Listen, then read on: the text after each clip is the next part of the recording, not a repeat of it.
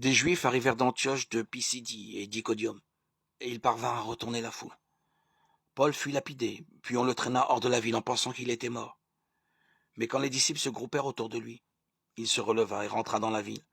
Le lendemain, avec Barnabé, il partit pour Derbé. Dans cette ville, ils annoncèrent la bonne nouvelle et firent de nombreux disciples. Puis ils revinrent à Lystre, à Iconium et à Antioche de Pisidie. Ils affermissaient le courage des disciples.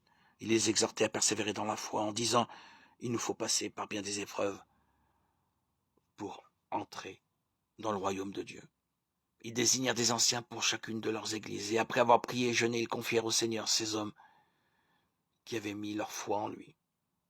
Ils traversèrent la Pisidie et se rendirent en Pamphylie. Après avoir annoncé la parole aux gens de Pergé, ils descendirent vers Attalia et prirent le bateau jusqu'à Antioche de Syrie, d'où ils étaient partis. C'est là qu'ils avaient été remis à la grâce de Dieu pour l'œuvre qu'ils venaient maintenant d'accomplir. Alors, arrivés ayant réuni les membres de l'Église, ils leur racontaient tout ce que Dieu avait fait avec eux, et comment ils avaient ouvert aux nations païennes la porte de la foi. Ils demeurèrent alors un certain temps avec les disciples. Actes des apôtres, 14, 19, 28.